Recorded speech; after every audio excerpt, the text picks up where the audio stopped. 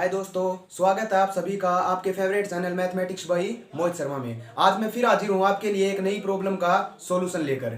तो हमारा जो एग्जाम होता है उनमें कुछ क्वेश्चन रिपीट आते हैं, तो उन रिपीटेड क्वेश्चनों में से एक क्वेश्चन मैं आपको आज डिस्कस कराने वाला हूँ। वो क्वेश्चन इतना इंपॉर्टेंट है कि हर बार एग्जाम में देखने को मिलता है। अगर ये क्वेश्चन आपने सीख लिया तो 2 या 3 मार्क्स आपके बिल्कुल परमानेंट हो जाएंगे। सिर्फ एक क्वेश्चन सीखने से मिलेंगे 3 मार्क्स।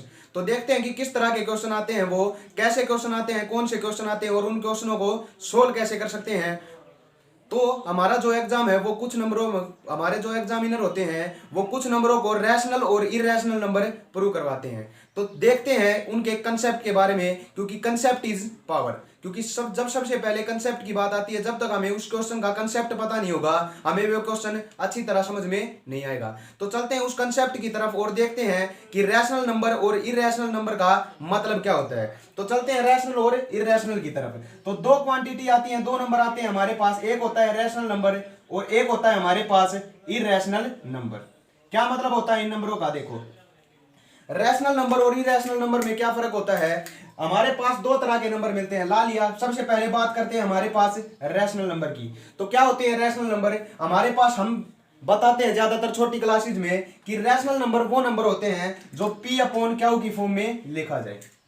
रैशनल नंबर कौन से होंगे? वो नंबर जो P अपॉन क्यू की फॉर्म में लिखा जाए, और इसमें एक कंडीशन होती है कि जो हमारा क्यू होगा वो 0 के इक्वल नहीं होगा।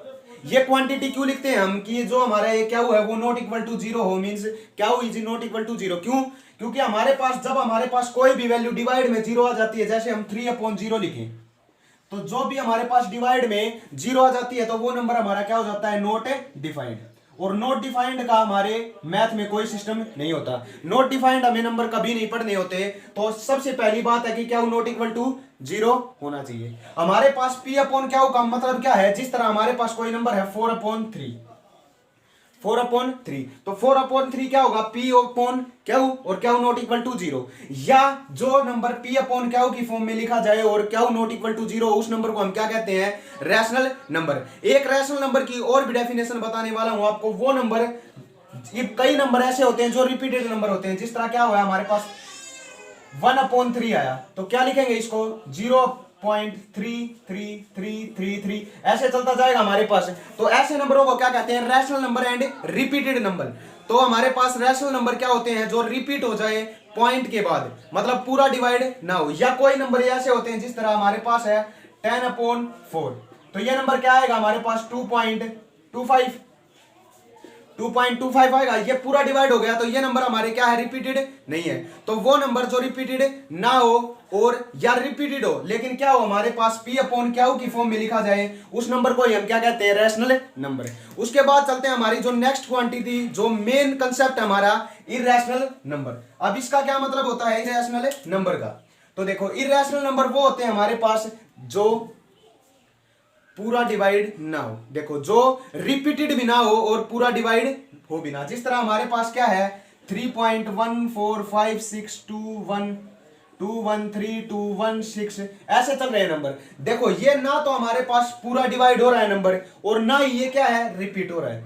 तो जो नंबर ना तो पूरा डिवाइड हो और ना ये क्या हो? रिपीट हो, उस नंबर को हम क्या बोलते हैं? हमारे इरेशनल नंबर। या इरेशनल नंबर की सबसे पहली पहचान ये होती है कि जो नंबर रूट में लिखे जाते हैं, √3 हुआ, √5 हुआ, √7 हुआ, √8 हुआ, इस तरह के जो नंबर होते हैं उनको हम क्या बोलते हैं? Irrational number. और एक सबसे महत्वपूर्ण बात, इरेशनल नंबर एक पाई भी मानी जाती है हमारी। पाई सब जानते होंगे, जो सर्कल के कंसेप्ट होते हैं, उन सर्कल के कंसेप्ट में हम क्या यूज करते हैं? हमारे पास पाई। तो इस पाई का मतलब क्या होता है? देखो, पाई की वैल्यू हमें पता है क्या होती है? 22/7। या इसकी एक वैल्यू और होती है हमारे पास, क्या? 3.1432171, इस तरह की वैल्यू होती है। तो देखो, ये एक ऐसा नंबर है जो ना तो रिपीट हो रहा है और ना हमारा पूरा का पूरा डिवाइड हो रहा है। मींस जब हम 7 को 22 से डिवाइड करेंगे तो हमारे पास कुछ ऐसा नंबर देखने को मिलेगा जो ना तो पूरा डिवाइड होगा और ना ही वो नंबर रिपीट होगा। तो जो नंबर या पूरा डिवाइड हो जाए या वो नंबर रिपीट हो जाए, उस नंबर को हम क्या बोलते हैं? P अपॉन क्यू या रैशनल नंबर। लेकिन जो नंबर ना तो रिपीट हो और ना ही पूरा डिवाइड हो, उस नंबर को हम क्या बोलते हैं? Irrational number. तो बात समझ में आई? रैशनल और इरेशनल नंबर का कंसेप्ट क्या होता है। देखो रैशनल नंबर वो होता है जो पी अपॉन क्यू। अब क्या होता है, जिस तरह कोई हमारे पास 3 है, अब इस 3 को हम रैशनल बोलेंगे या इरेशनल, ये बंदा पूछा जाता है। तो देखो रैशनल नंबर का मतलब है जो पी अपॉन क्यू की फॉर्म में लिखा जाए। अब हम इस 3 को क्या लिख सकते हैं, 3/1 भी लिख सकते हैं। तो ये पी हो गया, ये हमारे पास क्या हो गया, तो पी अपॉन क्यू की फॉर्म में आ गया। तो जो नंबर पी अपॉन क्यू की फॉर्म में होता है वही क्या होता है, हमारा रैशनल नंबर। तो 3 क्या होगा, हमारा एक रैशनल नंबर। तो पूरा का पूरे जो इंटीजर होते हैं हमारे, जो एक लाइन पर लिखे जाते हैं 0 1 2 पूरे, इधर पॉजिटिव इधर नेगेटिव वाले, वो क्या होते हैं, सारे के सारे हमारे रैशनल नंबर होते हैं। और रैशनल नंबरों को छोड़कर जो नंबर बचते हैं वो क्या होते हैं, हमारे इरेशनल नंबर। मतलब रैशनल और इरेशनल नंबरों से ही मिलकर क्या बनती है, हमारे नंबर सिस्टम बनता है। हर एक नंबर, कोई भी दुनिया में जो नंबर होगा वो दो तरह के नंबरों से ही मिलकर बनेगा। एक होता है रैशनल नंबर और एक होता है हमारे पास इरेशनल नंबर।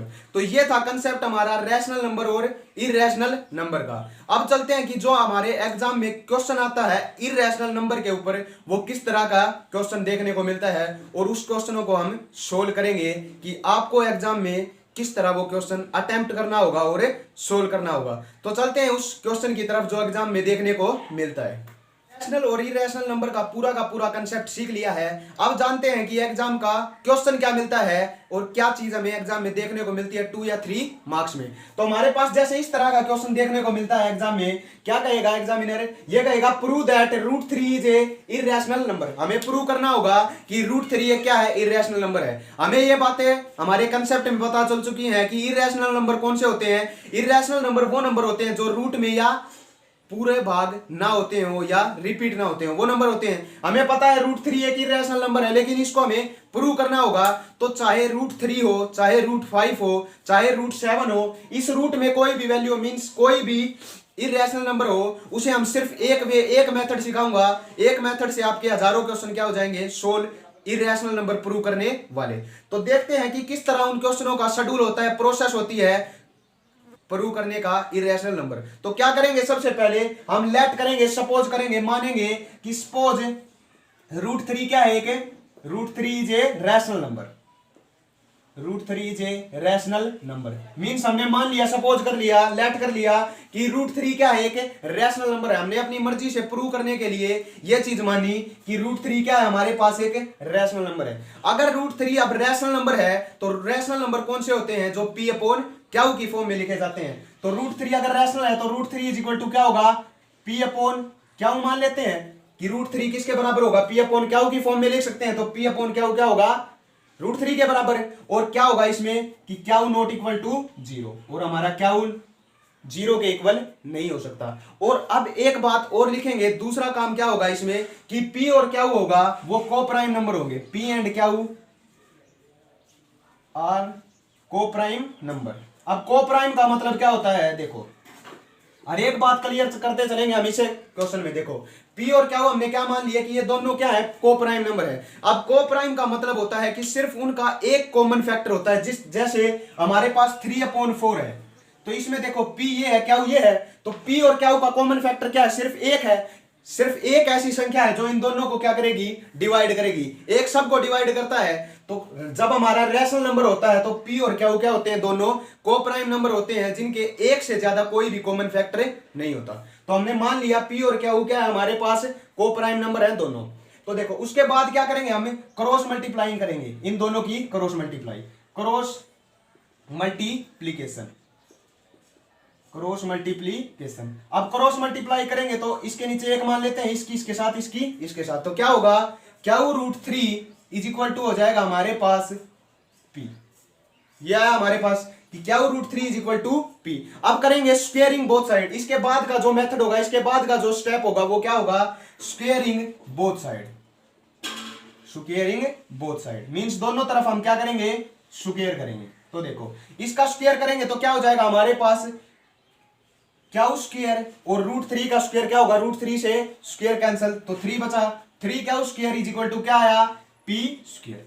अब आएगी सबसे इंपॉर्टेंट बात, सबसे इंपॉर्टेंट स्टेप। देखो अब ये 3 q square is equal to क्या है हमारे पास, पी स्क्वायर। तो ये 3 साइड क्या में, किस साइड में, डिवाइड वो सॉरी मल्टीप्लाई में है, उस साइड जाएगा डिवाइड में जाएगा। तो हम क्या लिख सकते हैं कि पी स्क्वायर डिविजिबल होगा 3 से। क्या लिख सकते हैं, P square is divisible by divisible by 3। अब देखो अगर पी स्क्वायर डिविजिबल है 3 से तो पी भी डिविजिबल होगा 3 से। देखो अब देखो मैं आपको समझाता हूं। जैसे हमारे पास क्या है 9/3 है, मींस 9 डिवाइड हो रहा है 3 से। अब 9 का स्क्वायर करके देखते हैं तो क्या होगा 81/3। अब ये भी डिवाइड होगा 3 से, तो यही बात लिख रहा हूं। अगर पी स्क्वायर 3 से डिविजिबल है तो पी भी क्या होगा, P is also divisible by 3। P भी क्या होगा, डिविजिबल होगा 3 से। अगर पी स्क्वायर डिविजिबल है 3 से तो पी भी क्या होगा, डिविजिबल बाई 3। अगर पी डिविजिबल है 3 से तो पी को हम क्या लिख सकते हैं, P is equal to 3m। अब इसका मतलब क्या है हमारे पास कि अगर p को 3 डिवाइड कर रहा है तो जो p के मल्टीपल होंगे वो भी p को डिवाइड करेंगे। p को डिवाइड करेंगे। जैसे हमारे पास क्या है 9/3 है, अब 3 9 को डिवाइड कर रहा है तो इसके मल्टीपल जैसे 1 होगा तो 3, 2 मल्टीपल होगा 3 दूनी 6, वो भी डिवाइड करेगा क्या 9 को, तो इसका मल्टीपल भी डिवाइड करेगा। अब p स्क्वायर की वैल्यू निकालते हैं। यहां से क्या होगा p square is equal to क्या हो जाएगा 9m स्क्वायर। अब इस p स्क्वायर की जगह हम ये वैल्यू पुट कर देते हैं। क्या करते हैं पुट, तो देखो दिस पी स्क्वायर की वैल्यू हम इक्वेशन नंबर फर्स्ट में पुट करेंगे तो क्या होगा 3 q square is equal to आएगा हमारे पास इस पी स्क्वायर की जगह वैल्यू होगी 9m स्क्वायर। यह है हमारे पास। अब देखो अब इस 3 से क्या हो गया, ये 9 कैंसिल 3 पे, तो क्या लिख सकते हैं q square is equal to 3m square. यह है हमारे पास। m क्या है, कोई भी मल्टीपल होगा 3 का। अब देखो अब ये 3 साइड में मल्टीपल में है, उस साइड जाएगा डिवाइड में जाएगा, तो अब क्या लिखेंगे कि क्यू स्क्वायर किससे डिविजिबल है अब की बार 3 से, तो क्या लिखेंगे Q square is divisible by 3, divisible by 3। अगर देखो क्यू स्क्वायर डिविजिबल है 3 से तो क्यू भी डिविजिबल होगा किससे 3 से, तो क्या लिखेंगे Q is also divisible by 3, also divisible by 3। अब देखो क्यू भी डिविजिबल है 3 से और p भी डिविजिबल है 3 से, तो देखो जो दोनों को डिवाइड करता हो उसे ही हम क्या कहते हैं, कॉमन फैक्टर कहते हैं। तो 3 क्या निकला, एक अनदर कॉमन फैक्टर निकला एक। देखो हमने क्या माना था p और q क्या है, दोनों को प्राइम नंबर है, लेकिन हमारे पास जो हमने माना था वो गलत साबित हो रहा है आज। क्या है कि हमने तो सिर्फ ये माना था कि p और q को दोनों को डिवाइड करने वाला सिर्फ एक ही कॉमन फैक्टर था, लेकिन अब हमारे पास एक प्रूव और आया कि हमारे पास 3 भी क्या है, एक अनदर कॉमन फैक्टर है। तो क्या लिखेंगे 3 is another common factor of